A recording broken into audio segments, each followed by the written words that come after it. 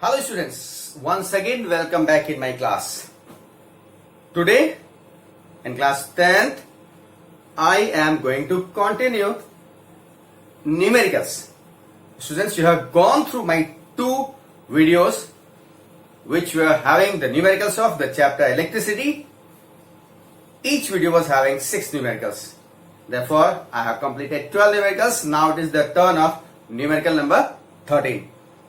Students, before I start question number 13, I have given a task to you, homework. That was the question number 12, and I think you all have completed that numerical. Before I go on the question number 13, little bit guideline for the question number 12. वैसे तो मैं उस दिन आपको बता चुका हूं, लेकिन फिर भी थोड़ी सी गाइडलाइन. जैसे कहते हैं कि एक बल्ब है 220 वोल्ट 10 वॉट मार्किंग है, इसको 220 वोल्ट पर ऑपरेट करें तो 5 एम्पियर की करंट ड्रॉ हो. ऐसी कंडीशन में ये कितने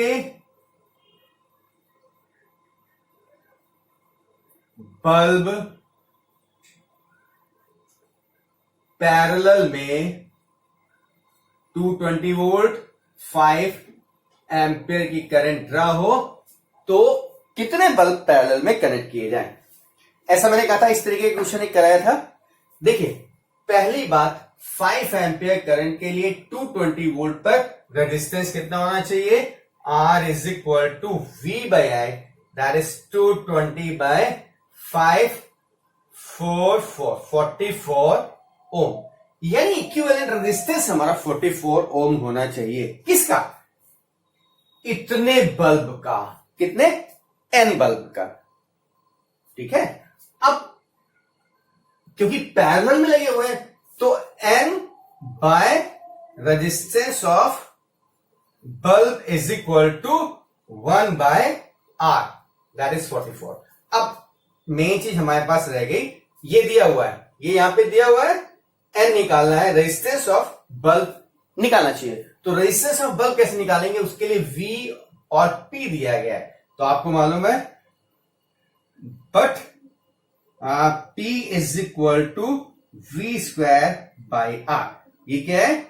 फॉर 1 बल्ब.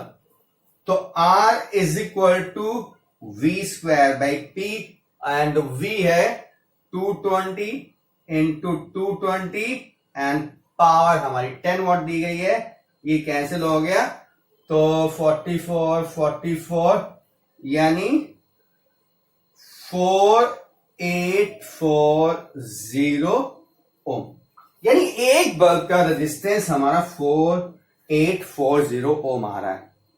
ठीक है. एक क्वेश्चन किया है हम लोगों ने, क्वेश्चन नंबर 10 था 9 था, याद करिए. तो उसमें तो ऐसे ही किया था, एक रेजिस्टेंस निकाला था. तो अब हम यहां क्या कर सकते हैं कि ये क्या है? This is resistance of bulb RB, और ये रेजिस्टेंस पूरे सर्किट का है. तो 1 by R is equal to N upon RB, यानी 1 upon 44 is equal to N upon 4840. इसको सॉल्व कर लीजिए और ये आपको N की वैल्यू दे देगा.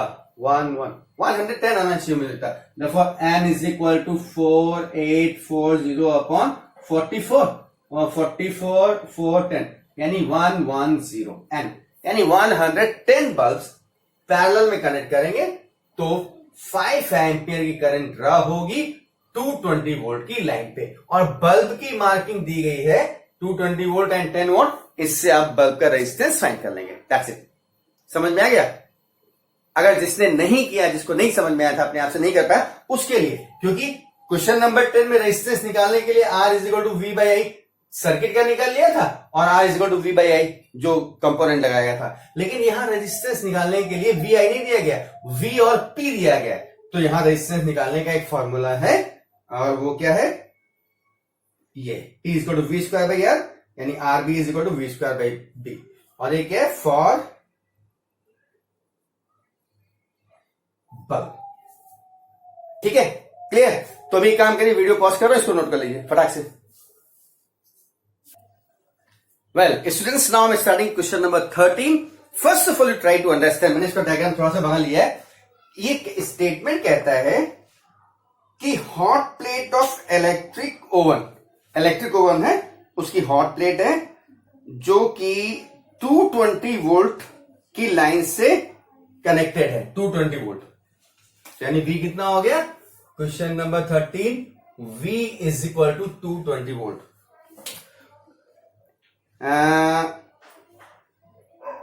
Line has two resistance coils A and B, each of 24 ohm resistance. This is A coil, this is B coil, and resistance of each is 24 ohm. Right? Which may be used separately in series and parallel. What is the current in three cases? कहते हैं अब जो आपको ये दिया गया ना, ये दो कॉइल्स हैं, इन दोनों कॉइल्स को तीन तरीके से कनेक्ट किया सकता है। एक इसको ऐसे कनेक्ट कर दे तो इसका कोई मतलब नहीं हो गया, तो ये सेपरेटली हो गई, तो रेजिस्टेंस क्या हो जाएगा? ओनली 24 ओम।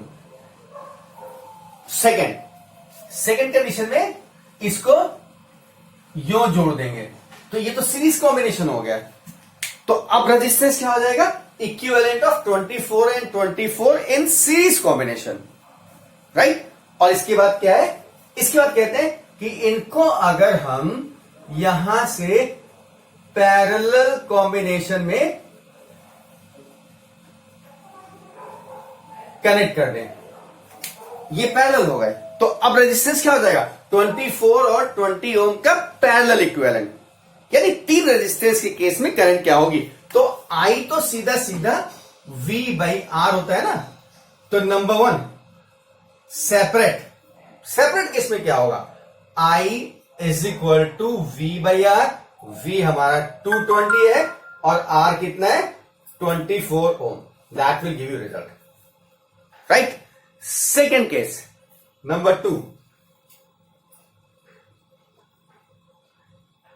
सीरीज में R इक्विवेलेंट क्या हो जाएगा? 24 प्लस 24 यानी 48 ओम। ठीक है, इसको सॉल्व करिएगा, मैंने आपके लिए छोड़ दिया, इसको सॉल्व कर लीजिएगा। ये करीब 9 पॉइंट समथिंग आएगा, 9.4 के आसपास आएगा एम्पियर, राइट? अब सेकेंड केस में इक्विवेलेंट रेजिस्टेंस कितना आ गया? क्योंकि सीरीज में थे तो 24 plus 24 48, and therefore I is equal to V by R, and V was your 220 and R is 48, और 48 कर दिया है तो this will be 4.67 ओम के, सॉरी हाँ ये ओम है, ये हो जाएगा एम्पियर। करंट हमारी 4.7 एम्पियर हो जाएगी, and that is your second case. अब थर्ड केस क्या है? पैरेलल, ये सेपरेट है, ये सीरीज है, ये पैरेलल। अब इसमें क्या हो जाएगा?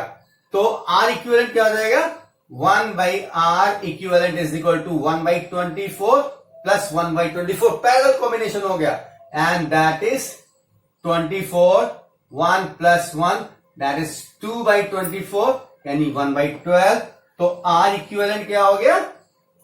12 ओम, राइट? R इक्विवेलेंट हो गया, एंड देयरफॉर यहां पे मैं करता हूं, therefore I is equal to V by R, that is 220 by 12,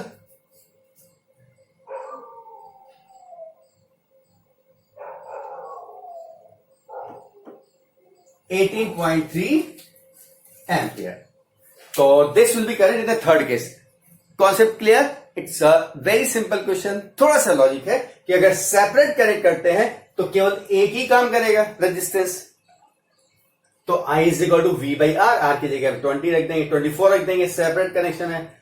जब सीरीज में करेंगे, डायरेक्ट जोड़ देंगे, तो सीरीज में इक्विवेलेंट क्या हो जाएगा? 24 प्लस 24 यानी 48, तो V बाई 48 कर दिया, that will give you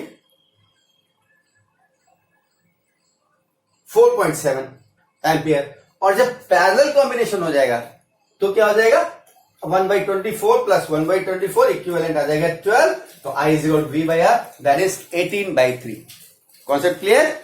right. इसको पूरा लॉजिकली समझने की कोशिश करिएगा तो आराम से आ जाएगा। नोट करिए, फिर नेक्स्ट क्वेश्चन करते हैं।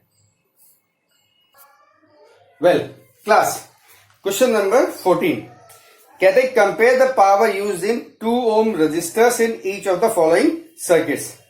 पहला सर्किट कहता है कि 6 volt battery in series with 1 and 2 ohm register.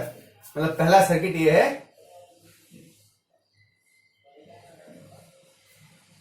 1 ohm 2 ohm in series with 6 volt battery.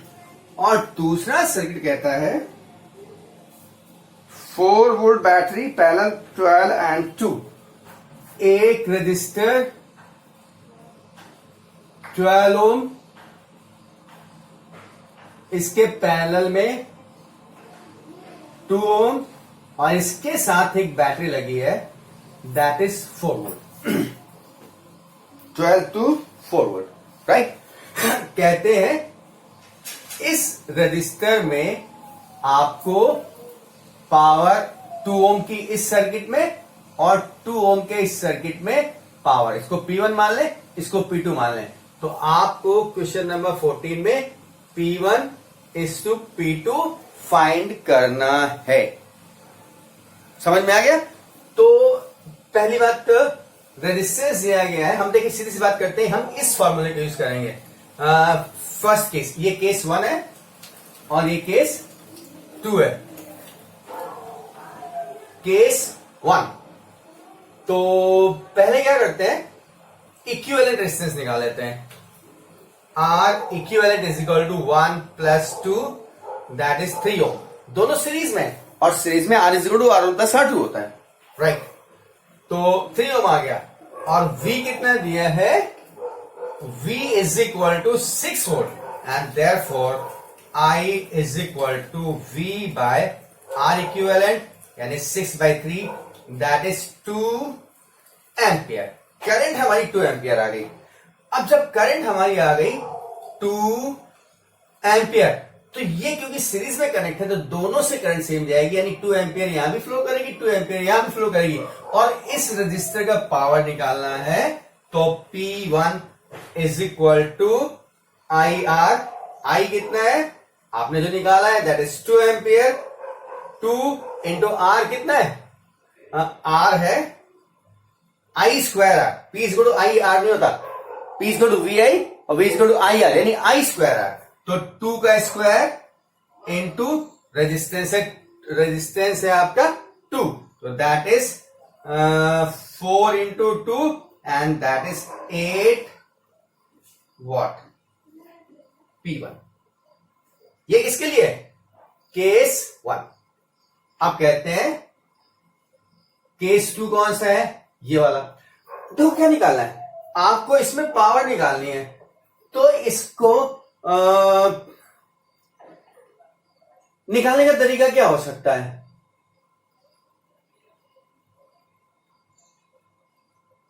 पहले तो यहां पावर डायरेक्ट निकाल सकते हो यार, देखो क्योंकि ये पैरेलल में कनेक्ट है ना, दोनों रेजिस्टेंस कैसे कनेक्ट है, पैरेलल में, और पैरेलल में पोटेंशियल डिफरेंस सेम होता है जो कि 4 वोल्ट है। तो यहां पर भी 4 वोल्ट है और यहां पे भी 4 वोल्ट है।